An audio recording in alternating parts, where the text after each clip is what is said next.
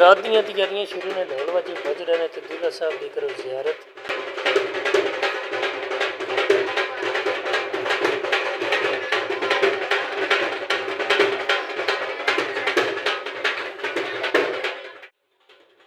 अस्सलाम वालेकुम जी, की हाल ने दोस्तों ने। उम्मीद करता हूँ कि सारे ठीक ठाक होंगे। जैसा कि तुहानू कि दस चुके हैं कि बरात बिल्कुल रेडी हो रही है, ढोल वाजे जनाब वज रहे हैं तो जनाब साढ़े दूल्हा साहब चेक करो, नाल जनाब दूल्हे के सबाले बैठे ने। माशाअल्लाह, वाजी वाह, क्या बात है। लो जी, साडा टाइम हो गया मुसारी का, क्योंकि बरात तो चली गई है, तुम जाती भी नहीं विखा सके, माजरत जनाब। तो चूँकि साडा कम सी मुसारी का भी नाल, मुसारी सजानी है, कज़न है ना, तो फिर रल मिल के आख्या चलो कम शम जोड़े हूँ वो कर लवीए। लो जी, उस्ताद हरी माशाअल्लाह वेखो, उन्हें जनाब कम स्टार्ट किया है। हर शे जनाब असा खिलारी कमरे दे विच, ते जनाब असा आर्टिफिशियल और फ्रैश असी मिक्स करके जनाब असी बना रहे हैं मसारी। कुछ आर्टिफिशियल फुल लाने ने तो कुछ चीज़ां असा लानियां ने फ्रैश। तो लो जी, मसारी नाल नाल तैयार हो रही है, तो नाल नाल जनाब तुहानू विखा भी रहे हैं मुख्तलिफ करके स्टैप। जिमें जिमें तैयार होगी उंज उंज तुहानू विखाते रहांगे। क्योंकि बरात जो हुणी निकली है, थोड़ी देर पहले ही पहुँचेगी जनाब। उन्हें जाना तकरीबन बुआस नवा लोग उत्थे, तो उत्थे जनाब रोटी भी उन्हें खानी है, तो रोटी खाने तो बाद फिर अगली गलबात होनी है। निकाह शिकाह हो गया है। खैर वेखो जनाब, साढ़े काफ़ी सारी जनाब जी है ना, बल्कि मुकम्मल नहीं हुई पई। हाँ जी, हाँ जी, हाँ जी, उस्ताद ने जनाब मुकम्मल कर दी है।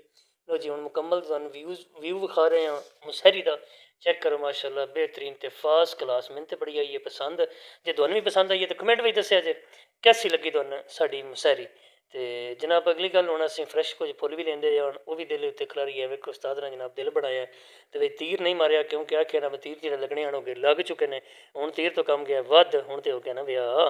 तो यह जनाब कोई नाल कोल पासे भी उस्ताद ने जनाब अपनी मर्जी नाल खिलारे ने, आते हैं सोहने लगते हैं, खूबसूरत लगते हैं, खूबसूरत। तो जनाब मुसारी तुहानू सारे व्यू विखा रहा वां कोल पासे बुआ जवा के। तो कमेंट में जरूर तुसां दसना कैसी लगी साडी मुसारी। तो चैनल में सबसक्राइब कर छड़िया करो, वीडियो लाइक भी कर छड़िया करो, तो शेयर भी कर छड़िया करो। खैर अल्लाह तुहाडा करे भला। तो बरात नाल भी साडे रबते चल रहे हैं, किस टाइम वापसी होना है, अजे तक वापसी निकले नहीं। तो साडी मुसारी अलहमदुलिल्लाह हो गई है रेडी।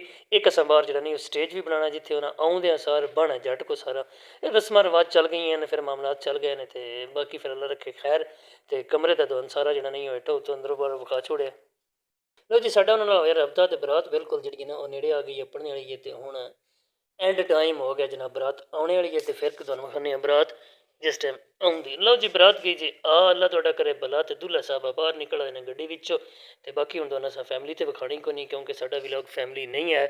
तो लिहाजा मेरा दिल होना तुहानू को थोड़ी जी लाइटिंग विखाइए, तो उस तो बाद करिए एंड, क्योंकि व्लॉग काफ़ी सारा हो गया।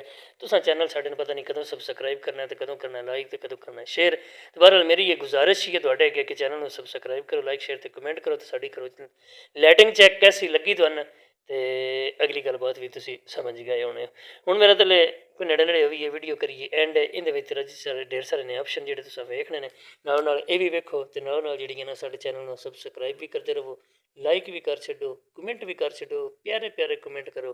तो हुण सानूं दिओ इजाजत, इंशाअल्लाह फिर मिलांगे नवीं वीडियो दे नाल। अल्लाह हाफिज़, अल्लाह निगहबान। शादी तो इंचस बड़ी आउंदी है, रिश्तेदार दोस्त अहबाब फैमिली सारी इकट्ठी होई हुंदी है, ते रल मिल के बवी खलोवी दा। लेकिन जिहड़ा खर्चा हुंदा ना, ये जिहड़ा नहीं मत मार दिंदा।